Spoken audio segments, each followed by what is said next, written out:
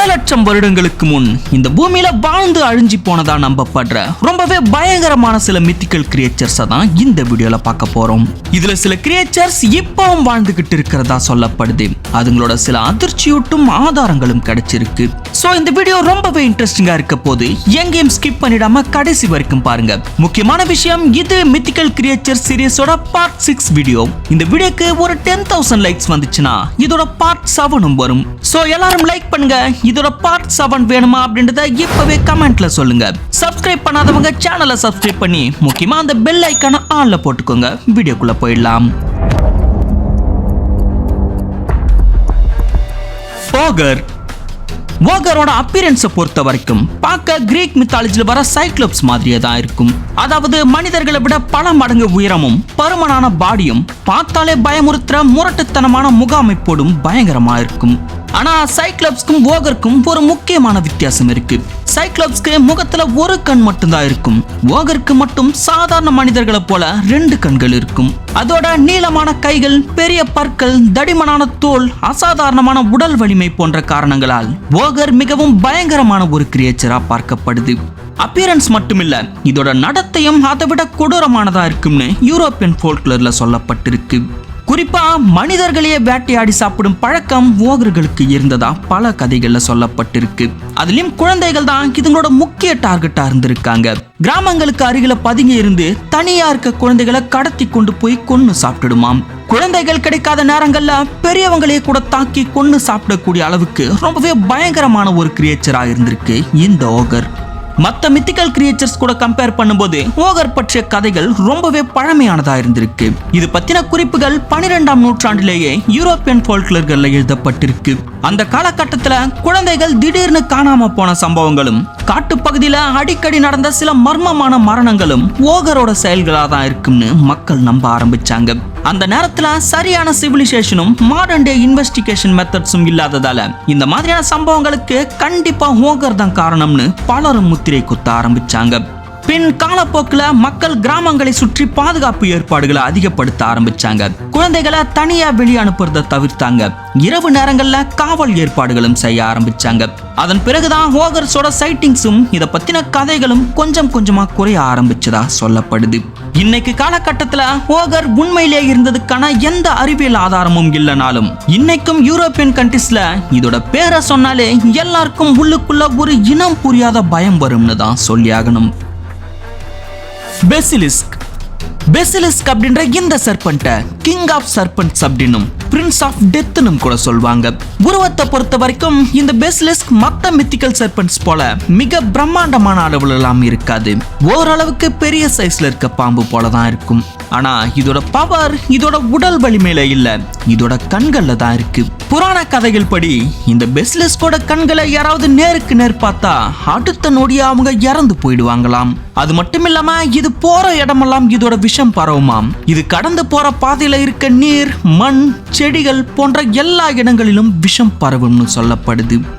புராணங்கள்ல இந்த பெசிலிஸ்க் பத்தின பல கதைகள் இருந்தாலும் இதோட பிறப்பு பத்தின கதை மற்ற எல்லா சர்பன்ட்ஸை விடவும் ரொம்பவே வினோதமானதா இருக்கு. பொதுவா இந்த மாதிரியான சக்திகளை கொண்ட நாகங்கள் ஒரு பெரிய ஈவில் கிரியேச்சருக்கு பிறந்ததா இருக்கும், இல்ல இதே மாதிரி ஒரு மிகப்பெரிய பாம்புக்கு பிறந்ததா தான் இருக்கும்.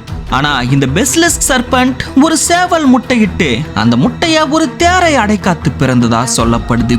அதனாலேயே இதோட பிறப்பே ஒரு சாபமாவும் இயற்கை விதிகளை மீறின ஒரு நிகழ்வாகவும் பார்க்கப்படுது. சில புராணங்கள் படி இந்த பெசிலிஸ்க் பாம்போட உடல்ல ஓடுற ரத்தம் முழுக்கவே கொடிய விஷம் தானும் அந்த ரத்தத்தோட ஒரு துளி கூட சாதாரண விஷத்தை விட பல மடங்கு ஆபத்தானதுன்னு சொல்லப்பட்டிருக்கு. அது மட்டும் இல்லாம அந்த விஷம் ஒரு பாறை மேல பட்டா கூட அந்த பாறையை வெடிச்சு சிதற அளவுக்கு சக்தி வாய்ந்ததா விவரிக்கப்படுது. ஏன்ஷியன்ட் டைம்ல ஹீலியஸ் அப்படின்ற ஒரு வாரியர் இந்த பெசிலிஸ்கோட தலையை வெட்டினதாவும் அதோட உடல்ல இருந்து தெரிச்சு வந்த ரத்தம் அவரோட உடல்ல பட்டதால அந்த விஷத்தோட தாக்கத்தால அவருமே இறந்து போயிட்டதாவும் சில கதைகள் இருக்கு.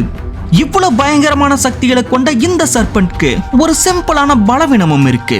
அது வேற எதுவும் இல்ல, சாதாரண கண்ணாடி தான். பிகாஸ் பெசிலிஸ்கோட கண்களை யாராவது நேருக்கு நேர் பார்த்தா அவங்க இறந்து போயிடுவாங்கல்ல. அது எதிரில் இருக்கவங்களுக்கு மட்டுமில்ல, இதுக்குமே பொருந்தும். அதாவது பெசிலிஸ் கண்ணாடி வழியா தன்னோட கண்களையே நேருக்கு நேர் பார்த்துச்சுன்னா அந்த மரண பார்வை சக்தியால இதுவுமே இறந்து போயிடும்னு பல புராண கதைகள்ல குறிப்பிடப்பட்டிருக்கு. சில்லா கிரேக்க புராணங்கள்ல சொல்லப்பட்டிருக்க ரொம்பவே பயங்கரமான ஒரு கடல் அரக்கி தான் இந்த சில்லா. இது பார்க்கவே ரொம்ப விகாரமான தோற்றத்துல ஆக்டோபஸ்க்கு இருக்கிறது போல நீளமான பல டென்டகல்ஸோடவும் உடல்ல இருந்து 6 கொடூரமான பாம்பு தலைகளோடும் பார்க்கறவங்க எல்லாம் பயந்து நடுங்கி போற மாதிரி பயங்கரமா இருக்கும். கடல்ல இது பக்கத்துல போற எந்த ஒரு உயிரினமும், ஏன் எந்த ஒரு கப்பலும் கூட இது கிட்ட இருந்து தப்பிக்கவே முடியாது. இது கண்ணில் படுற ஒருத்தரையும் உயிரோட விடாது, எல்லாரையும் ரொம்ப கொடூரமா தாக்கி கொன்னுடுமாம். ஆனா சில்லாவோட இந்த பயங்கரமான உருவத்துக்கு பின்னாடி ஒரு சோகமான காதல் கதை இருக்கு. முன்னொரு காலத்துல சில்லா ரொம்பவே அழகான ஒரு சீனிம், அதாவது கடல் தேவதையா இருந்திருக்கா. அவளோட அழகுல மயங்கின கிளவுகஸ் அப்படின்ற ஒரு டெமிகாட் அவளை மனசார காதலிச்சு இருக்காம். ஆனா சில்லா அவனோட காதலை ஏத்துக்கல. அதனால கிளவுகஸ் ஒரு சக்தி வாய்ந்த பெண் மந்திரவாதியான சிர்சி அப்படின்றவ கிட்ட உதவி கேட்டு போயிருக்கான். ஆனா அங்க எதிர்பாராத விதமா சிர்சிக்கு கிளவுகஸ் மேல காதல் வந்துடுது. கிளவுகஸ் அந்த காதலை மறுத்ததால சிர்சிக்கு சில்லா மேல பொறாமையும் கடுமையான கோபமும் ஏற்படுது. அந்த கோபத்துல அந்த மந்திரவாதி சிர்சி என்ன பண்றானா, ஒரு சக்தி வாய்ந்த மந்திர விஷத்தை தயார் பண்ணி சில்லா தினமும் குளிக்கிற கடல் நீர்ல கலந்து விட்டுடுறா. இது எதுவுமே தெரியாத சில்லா வழக்கம் போல குளிக்கிறதுக்காக அந்த கடல் நீர்ல இறங்கி இருக்கா. அடுத்த கணமே அவளோட அழகான முகம் ஒரு கொடூரமான அரக்கி முகம் மாதிரி மாறிடுது. அவளோட மேல் உடல்ல 6 பயங்கரமான பாம்பு தலைகளும் கீழ் உடல் முழுவதும் நீளமான டென்டகல்ஸ் போல மாறி உலகமே பார்த்து நடுங்கிற ஒரு கொடூரமான கடல் அரக்கி உருவத்துக்கு மாறிடுறா. ஆரம்பத்துல சில்லாவோட அழகுல மயங்கி அவளை காதலிச்ச கிளவுகஸ் இப்ப இந்த அரக்கி உருவத்தை பார்த்து பயந்து விலகி போயிடுறான். தான் இப்படி மாறிட்டதை ஏத்துக்க முடியாத சில்லா மனிதர்கள் கிட்ட இருந்து முற்றிலுமா விலகி கடலோரத்துல இருக்க ஒரு இருண்ட குகையில தனியா வாழ ஆரம்பிச்சிடுறான். காலப்போக்குல அவளோட சாபமும் அந்த தனிமையும் சில்லாவோட மனசையும் ஒரு அரக்கி மாதிரியே மாத்திடுது.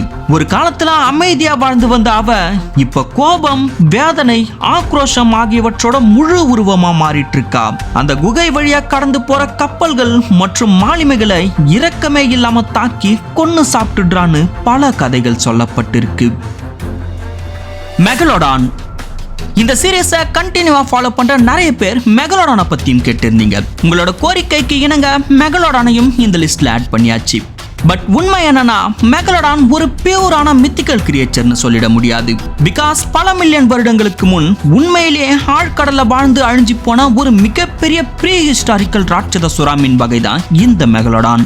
சோ இதுக்கு மத்த மித்திக்கல் கிரியேச்சர்ஸ் மாதிரி பவர்ஸ்லாம் எதுவும் கிடையாது. இதோட பலமே இதோட உடல் அமைப்பும் இதோட மூர்க்கத்தனமான வேட்டையாடும் திறனும் தான்.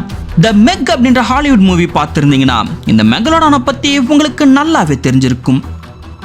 சுமார் 3.6 மில்லியன் வருடங்களுக்கு முற்பட்ட பிளியோசின் பீரியட்ல வாழ்ந்த இந்த சுறா மீன் தான் இதுவரைக்கும் பூமியில வாழ்ந்த சுறா மீன்கள்லயே மிகப்பெரிய இனம். இதோட உடல் பகுதியும் எலும்புகளும் பெருசா கிடைக்கலனாலும் இதோட ராட்சத பற்கள் மட்டும் கிடைச்சிருக்கு. கிட்டத்தட்ட 8 இன்ச் நீளம் இருக்க இதோட பற்களையும் மற்றும் கிடைச்ச வேற சில ஸ்பெசிமென்ஸையும் வச்சு கணிச்சு பார்த்ததில்ல. இது கிட்டத்தட்ட 82 அடி நீளமும் 75 டன் எடையும் 276 கூர்மையான பற்களை கொண்டிருக்கலாம்னும் அண்ட் வேட்டையாடும் போது இது 1,82,000 நியூட்டன் ஃபோர்ஸ்ல கடிச்சு தன்னோட இரையை வேட்டையாடி இருக்கலாம்னும் சொல்லப்படுது. மனிதர்களோட அதிகபட்ச கடிக்கிற ஃபோர்ஸே வெறும் 300 நியூட்டன் ஃபோர்ஸ் தான். சோ யோசிச்சு பாருங்க இந்த மெகலோடான் எப்படிப்பட்ட பயங்கரமான சீ பிரெடேட்டரா வாழ்ந்திருக்கும்னு. காட்ஸில்லா. காட்ஸில்லாவோட அப்பியரன்ஸை பார்க்க ஒரு மிகப்பெரிய டைனோசரோட உடல் அமைப்பு மாதிரி கரடு முரடான தோல் மற்றும் முதுகுல டோசர் ஸ்பைக்ஸோட பார்க்கவே பயமுறுத்துற மாதிரி இருக்கும். இதோட உயரம் சுமார் 400 அடி இருக்கும் அண்ட் இதோட வெயிட் மட்டுமே 1,00,000 டன் வரைக்கும் இருக்கும். 1,00,000 டன் வெயிட் 400 அடி ஹைட்னா யோசிச்சு பாருங்க இது எவ்வளவு பிரம்மாண்டமான ஒரு மான்ஸ்டரா இருக்கும்னு. பவர்ஸை பொறுத்த வரைக்கும் காட்ஸில்லாவோட மிகப்பெரிய வெப்பன் அதோட அட்டாமிக் பிரீத். இது வாயிலிருந்து வெளிப்படுற அட்டாமிக் பிரீத்னு சொல்லப்படுற சக்தி வாய்ந்த அணுக்கதிர் தாக்குதல் சூரியனோட சர்ஃபேஸ்ல இருக்க வெப்பத்துக்கு இணையானதுன்னு சொல்லப்படுது.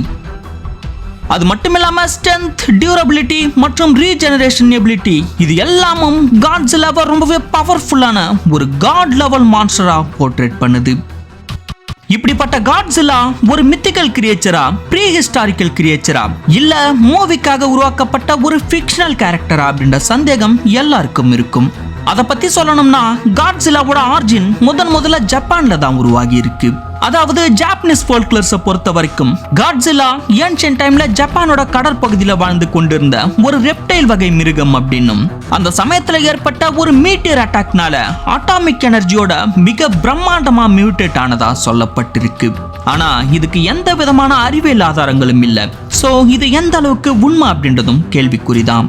அண்ட் சில தியரிஸ் படி டீரெக்ஸ் மற்றும் ஸ்பைனோசரஸை இன்ஸ்பயர் பண்ணி கற்பனையா உருவாக்கப்பட்ட ஒரு ஃபிக்ஷனல் கேரக்டர் தான் காட்ஸில்லான்னு சொல்லப்படுது. சோ இந்த மாதிரி காட்ஸில்லாவோட ஆரிஜின் பத்தி எக்கச்சக்கமான கதைகள் இருக்கு. பட் என்ன பொறுத்த வரைக்கும் காட்ஸில்லா ப்ரீ ஹிஸ்டாரிக்கல் அனிமலா இருக்க வாய்ப்பில்லை. ஒன்னு மித்திக்கல் கிரியேச்சரா இருக்கலாம், இல்ல மூவிஸ்க்காக உருவாக்கப்பட்ட ஃபிக்ஷனல் கேரக்டரா இருக்கலாம். இது என்னோட ஒப்பீனியன். அண்ட் காட்ஸில்லா பத்தி நீங்க என்ன நினைக்கிறீங்க? உங்களோட ஒப்பீனியனை கமெண்ட்ல சொல்லுங்க. காட்ஸில்லா பத்தி பேசும்போது காட்ஸில்லாவோட பங்காளி காங்க பத்தியும் சொல்லி ஆகணும்ல. சோ இந்த வீடியோக்கு ஃபாஸ்டா ஒரு 10,000 லைக்ஸும் 500 கமெண்ட்ஸும் போட்டு விட்டீங்கன்னா இதோட அடுத்த பார்ட்ல காங்கையும் பாப்பீங்க. சோ எல்லாரும் லைக் பண்ணுங்க. பார்ட் 7 வேணுமா அப்படின்றத கமெண்ட்ல சொல்லுங்க. முக்கியமா சேனலை சப்ஸ்கிரைப் பண்ணி அந்த பெல் ஐக்கான ஆன்ல போட்டுக்கோங்க. அடுத்த வீடியோல பார்க்கலாம்.